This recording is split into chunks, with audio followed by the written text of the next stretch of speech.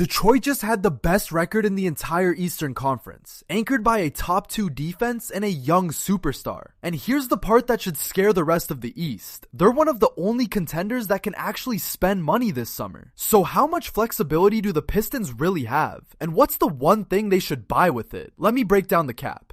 Here's the plan. First, where this team actually stands, because a number 1 seed has earned a serious look. Then the cap reality, why Detroit has flexibility almost no contender has. Then the tools, the looming extensions, and the one weakness they should spend to fix. The roster facts are verified. The dollar figures are projections. Let's start with the team.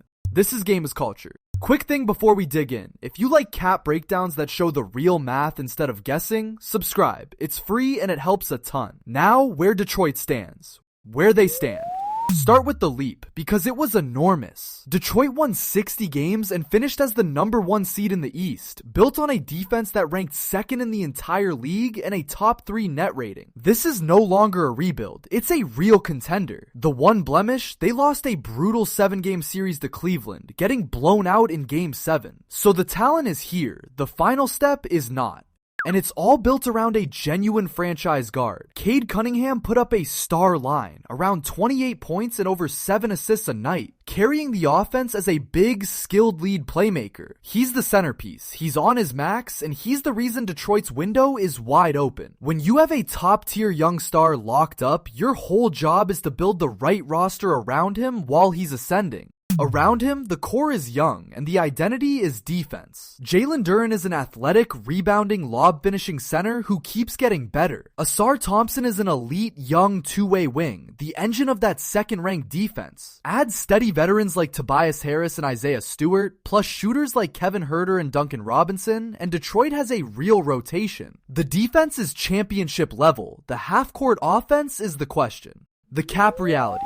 Now the part that makes Detroit special. Most contenders are buried in the luxury tax, locked out of free agency, scrounging for minimum deals. Detroit is not. Because they rebuilt patiently with a young star on a rookie scale max and useful players on tradable veteran deals, they enter this summer with genuine spending power. The kind of flexibility a 60-win team almost never has. They can actually go shopping. Put it on a bar. While the league's other top teams are stuck working with a tiny taxpayer exception, my projection has Detroit able to offer real money this summer. Meaningful room or the full mid-level, something in the 8-figure range for a quality free agent. That is a massive competitive edge. The Pistons can pursue a target that tax-strapped rivals like Denver or Boston simply cannot touch. But here's the catch, and it's why timing matters. That flexibility has a shelf life. Jalen Duren and Ausar Thompson are both about to need new contracts, big extensions that will eventually push Detroit toward the tax, just like everyone else. So this is the window, the summer where the young core is still cheap and the books are still open. Spend smart now, because the cap space won't be here for long. Use it or save it. So Detroit's whole summer is a choice. Press the advantage or protect the future. They can use that rare spending power right now to add a real piece and chase the East while the core is cheap. Or they can stay disciplined, preserve flexibility, and bet that internal growth from their young players is the cheaper path to the same place. For a team this close, with money to spend, the case to press is strong. Lay out the 2 paths. Spend now, use the room on a proven shot creator or shooter, and try to win the East while you're ahead of the bill. Or save it, run back the young core, develop internally, and keep the books clean for the extensions. One path maximizes a rare, temporary edge. The other plays it safe. When you're a number 1 seed with money almost no rival has, you should use it.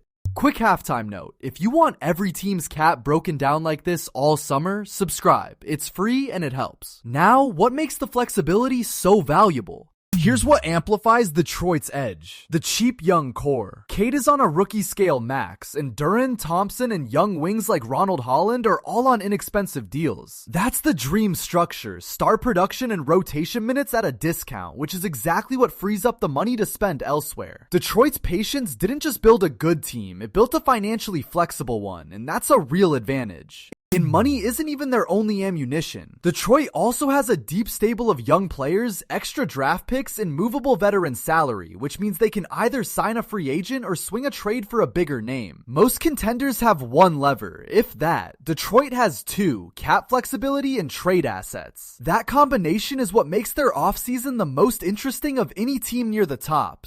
So grade Detroit's flexibility, and it's high, easily the best of any real contender. Spending power, trade assets, and a cheap young core. That's a rare trifecta for a #1 seed. The Pistons aren't stuck choosing between good and affordable. They get both, at least for one more summer. The only mistake here would be wasting the advantage, sitting still when they could be adding the missing piece. Flexibility this rare is meant to be used, and the teams that hoard it too long often watch the window quietly close before they ever get the chance to spend it. And the spending priority is clear. Detroit's defense is already elite, so the money should go to the other end, specifically half-court shot creation and shooting. They finished just 17th from 3, and when Cleveland walled off Cade in Game 7, nobody else could reliably make a play. The Pistons don't need defense. They need a secondary scorer and spacing to turn a great defense into a champion. Where could I be wrong? The exact cap number depends on a few decisions that aren't final, so treat the dollars as estimates. And if Detroit values continuity over a splash, they might just run it back and bet on growth. But the shape is undeniable. This is a 60-win team with a young star and real money to spend, a combination so rare they'd be foolish not to use it. So that's Detroit's cap reality. The best record in the East, a top 2 defense, a young superstar, and the rare gift of money to spend. Do they press the advantage now or protect the future? In next video, the realistic free agents who can fix their half-court offense. Tell me what you'd do below. And we are so close to 1,000 subs, so subscribe to stay up to date.